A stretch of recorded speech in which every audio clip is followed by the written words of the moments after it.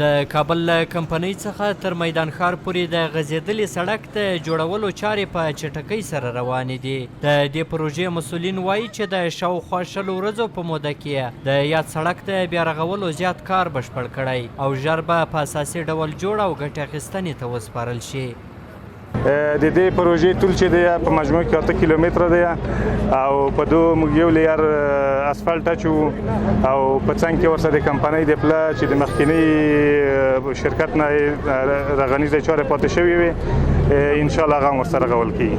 د دې سړک په بیا رغولو سره هیوادوال خوښ دي او وایي چې په جوړېدو سره به یې په تګ راتګ کې شته ستونزې له منځه لاړې شي. دوی وایي چې د یاد سړک چارې په ډېرې چټکۍ سره روانې دي او ژر ده چې کارونه به یې بشپړ شي.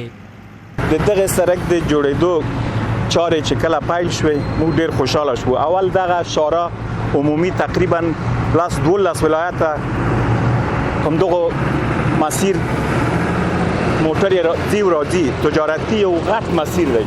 بل د منطقې د خلکو غټ مشکل ورسره افشا په دې خاطر چې دا سړک جوړول و دوړې خاورې به اندازې د سړک د غاړې کورو د دونه متضرر وو.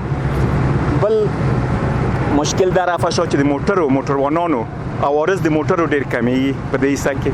نو موږ ډېر خوشاله یو. مخکې په 100 کلو کې دغه سړک نه و جوړ، اوس ان شاء الله چې زر به جوړ شي او خدای وکړي چې تر میدان ښار پورې جوړ شي او خواته هم نو دا د خوشحالۍ خبر ده.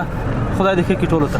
د کمپنۍ سیمې اوسیدونکي وایي چې یاد سړک چارې څو ځله پیل شوې خو تر څو ورځو کار کولو وروسته به یې بیرته د رغولو چارې ودرېدې. د دوی په وینا په تېرو 10 کلونو کې دومره کار یاد سړک ته نه دی شوی لکه څومره چې دا ځل د شاوخوا 2 اونیو په موده کې شوی دی. موږ د سړک د چارو له شروع کېدو ډېر خوشحاله او راضي یو ځکه دغه 100 کالو کې موږ ته په اصطلاح دغه ښاري تنظیماتو کې دومره پاملرنه نه وه شوې او اوس د امارات پر راتلو اولین قدم دی چې ښودل کېږي دا د هېواد د ابادۍ په لور. د چارو څخه ټول ولس خوښ دی. معنا د امارت اسلامي څخه چې یو نیک اقدام یې وکړ په دغه سړک دغه شارع نمبر 1 ده د بادیر د مخه جوړه شوه خو په د تېرو 2 لسیزو کې دغه خواته خاص توجه نه وه د امارت اسلامي. الحمدلله موږ ډېر خوشحاله یو. دوی د مشران نه دوی د رویې نه دلته موږ دلته کاروباریان یو امروزه را مخ کیږو. موږ د دوی د رویې نه 100% خوشحاله یو. هیوادوال له اسلامي امارات څخه غواړي چې په ټول هیواد کې ورته رغنیزې پروژې پیل کړي. د دوی په وینا له یو خوا به خلکو ته کاري فرصتونه زیات شي او بل خوا به د خلکو ستونزې حل شي. د کابل له کمپنۍ سیمې څخه تر میدان ښار پورې د غځېدلې سړک د بیا رغولو چارې شاوخوا 100 ورځې وړاندې پیل شوې. اوس د دغې پروژې مسؤلین ژمنه کوي چې چارې به یې تر ټاکلې نیټې وړاندې بشپړې کړي.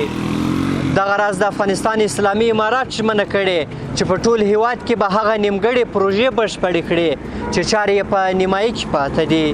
احسان الله کریمي، STR نیوز، کابل.